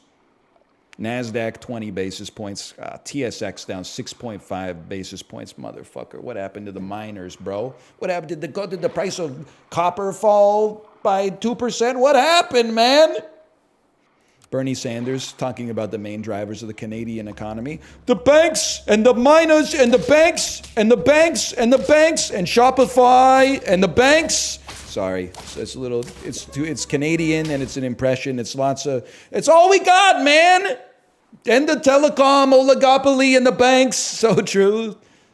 So true. Telecom oligopoly and the banks. Don't forget about the telecom oligopoly. Don't get down on yourself. You got the oil companies too. True, I forgot about the oil companies. And the people making potash in Saskatchewan. And the banks. Don't forget about the banks. Did you get buccal fat removal? Is that what it's called? I didn't. But I think it would be a great bit if everybody in the Lethal Company streams just came back on January 3rd and got buccal fat removal. And we all look like this. It's pronounced buckle. People would be like, you look really good. I'm sure they would be like that. And I'd be like, yeah. And the Brazilian butt lift. And a Brazilian brain lift. Have I ever won with level 3? I have won with level 3 ferret. In what incarnation is this? Well, you don't need to be here anymore then. Dan's been talking about it already. Talking about what? HGTV or getting buccal fat removal? No, getting a Brazilian butt lift? That's not fair. Dan's on TV sometimes. He has like a different priority set than me. You're on TV right now? Whoa, holy fuck. Hang on a second. You're absolutely right. You got me up on the damn TCL. Turn the car around, Miyazaki. I don't want to get trapped in Roku City. Let me out. I think we fucked this dude's whole life up. Cyberman. I'm sorry. I read the name and I could not laugh. Oh, man. No, normally people are just named like their email address in this game, so to see somebody named Cybermat threw me for a loop. I'm in a bar and they've got you on the TV right now. Everybody, you should buy alcohol now! But it's not okay to buy mojitos. Did you see the discourse? Even though they have it on the menu, you can't buy mojitos because it takes the bartender 2.5 minutes to make each one. Oh, you can buy it. You just can't buy it during the lunch rush. Okay, I guess when the bar is busy, you can't have what you want. Even though it says, what can I get you? The answer is supposed to be a bottled beer and a 22% tip. Everybody riot right now. Rise up. Sometimes I forget that like Reddit is real people writing the comments. I feel like I read like a tweet that was like, all you need to know about Reddit is like everybody writing the top comments and voting has trauma. And it really actually helped me feel better about society. Because like the news article will be like just something relatively innocuous. And then all the comments will be like, society is uniquely conspiring to fuck me only. Get on an airplane, tipping. They recently added flaxseed to my favorite kind of bread. Oh, don't get me wrong. Twitter also has uniquely insane people. But Twitter is like funny. Like the funniest motherfuckers in the world are on Twitter. Reddit is just kind of like annoying. It's like if Reddit feels like you're just making yourself miserable in the top comments to like front page news stories. The one I got, I don't know what color of pill it is for Reddit, but I took that pill when I saw that it was like millennials resent their boomer parents for not being good grandparents. And then like every single one is like, I know anecdote doesn't equal the singular form of data, but I hate everyone over the age of 70 and they should all die alone in old age homes if they even get that lucky. And I was like, this is like the kind of person we need to make sure is never in a position of any kind of power in society because they are insane. Anyway, Reddit is such a crazy website because it does have like amazing sub-communities. Like whenever I want to, if I have a hobby and I want to learn something about it, like when I'm trying to get better at cycling, my ass doesn't go 90s pilled on that. I don't go to cycling.com, like bikes.ca. That shit is like antediluvian. I Google like best subreddit for cyclists, and then you go to r/biking, and every comment is like, I almost got hit by a car, and I'm like, that's not what I'm looking for. And then you're like, oh, r/velo. I never would have guessed that. And then you're learning stuff like crazy. But if you just go to the homepage, I think it will make you mentally ill. Sometimes I try to do homework with NL in the background, and it's just chaos. Be careful with that. One time, my friend showed me, this is like a 9th grade English class. He got his essay back from the teacher, and it just had 3 big question marks circled around like one part of it.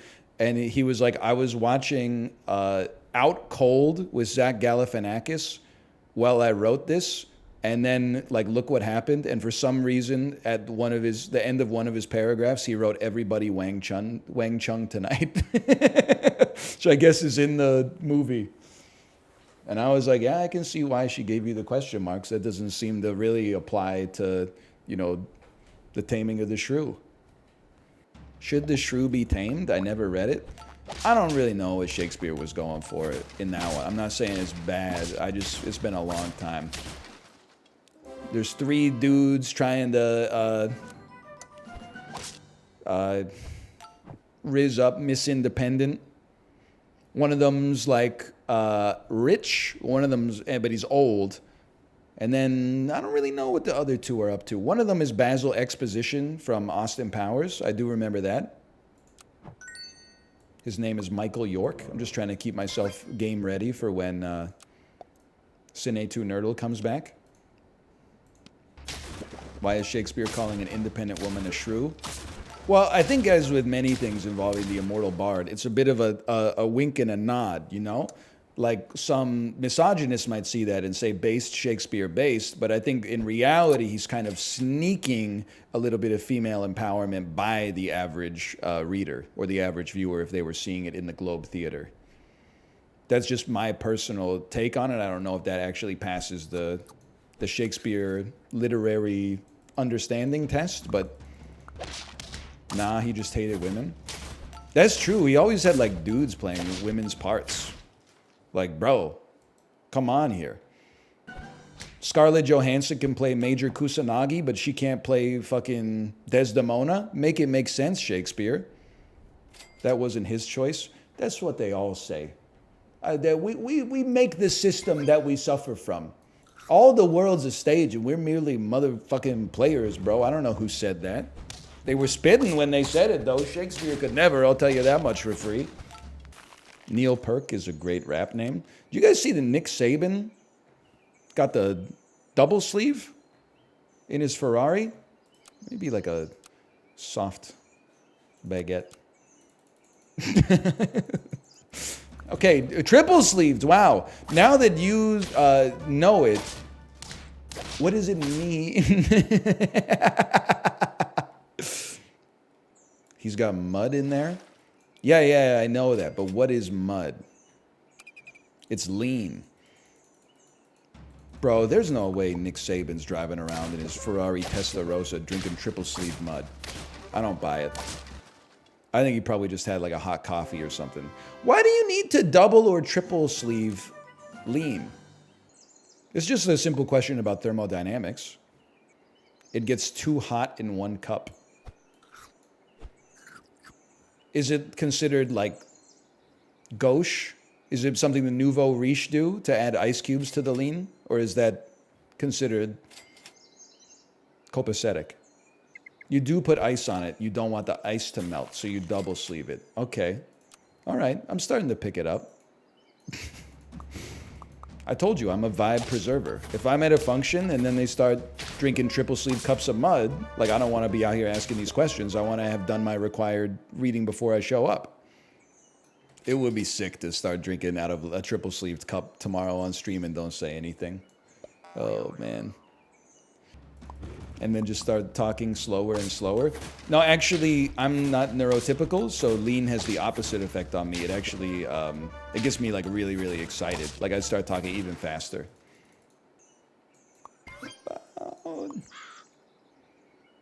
Yeah. Your mom at the... Whatever. Don't worry about it. Don't worry about it. It wasn't going to even be funny. It wasn't going to be offensive unless you're very, very easily offended, but it wasn't going to be funny, so it's not a big deal.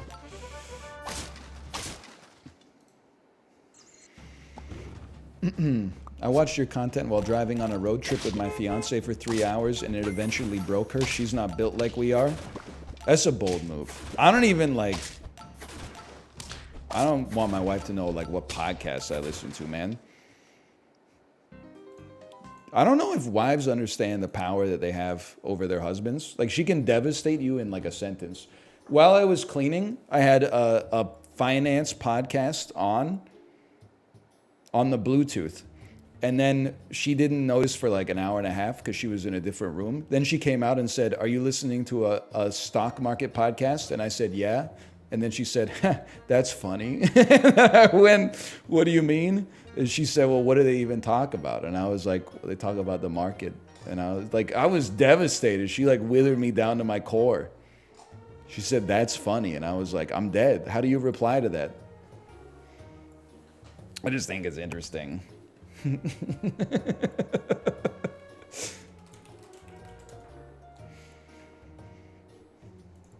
Oh man, let me see. Oh, Kate's already live. Kate's already live. I'll send you over there. Enjoy yourself. And I will see you tomorrow. Later. Ryan is busy. He cannot help you. I don't have the online option. Do I own the DLC? Oh, if only Dan mentioned about it before my stream goes live. Fake fan? I am not a fan of this game. I do not have 3,000 hours in this game. What the heck? Hey, just because Ryan plays this game, that doesn't mean I play this game a lot, okay? I only played it because Ryan played it. Same thing as I am a weeb, but Ryan hates anime. He hates people who watch anime, but here I am, I'm a weeb.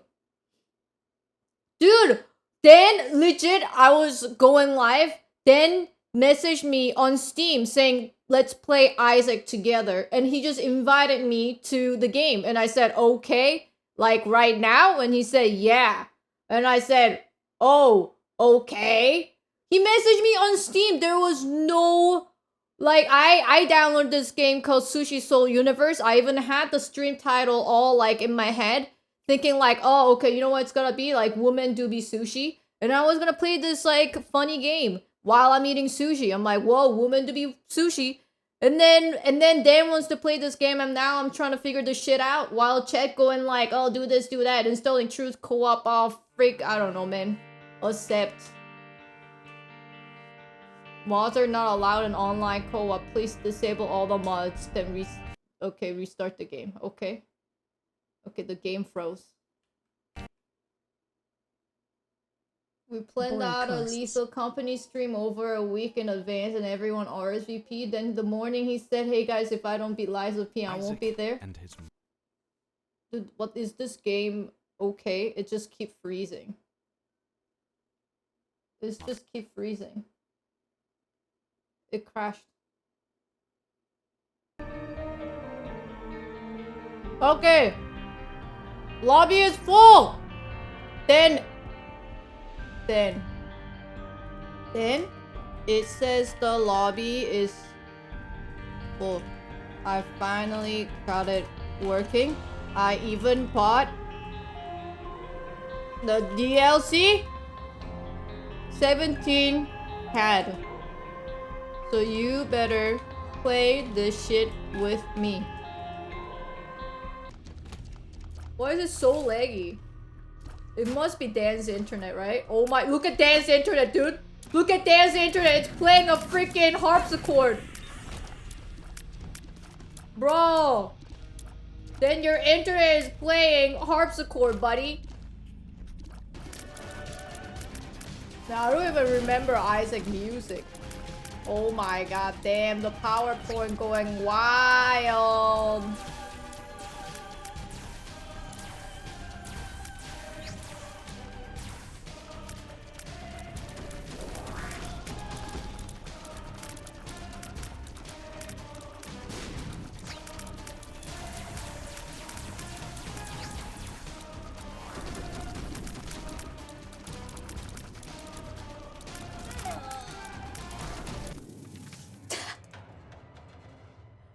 What happens?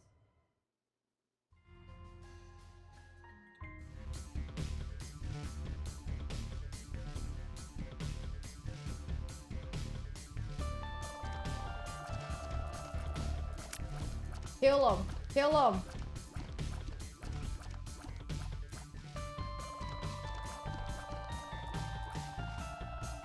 What?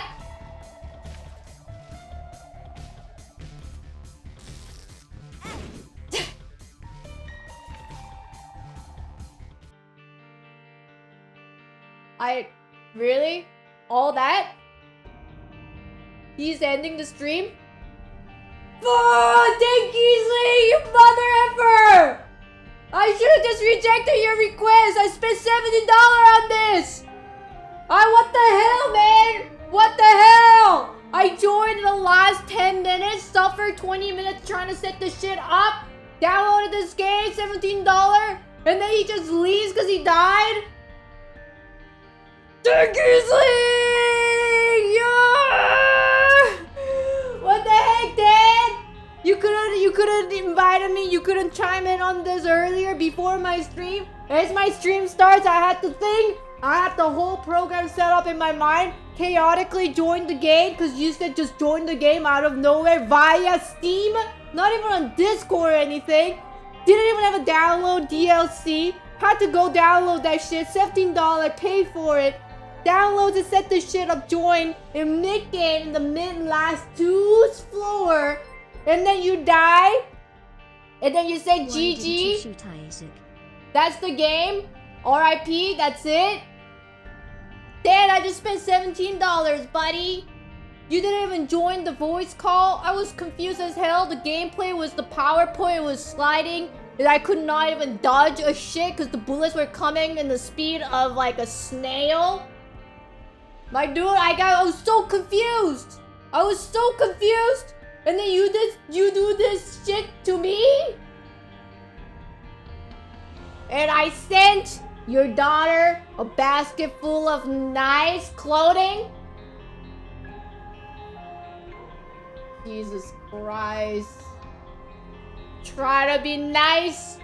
Try to be nice, trying to be friendly, trying to have the friendship going, joins in the game in a very abrupt invitation. And then my dude just like, oh, I died, that's it. If I ever do that to you, you will just totally ignore me, man. You know what? Let's just erase that shit, Sir Toasty. Do not put that shit on YouTube. Because it was just chaotic shit.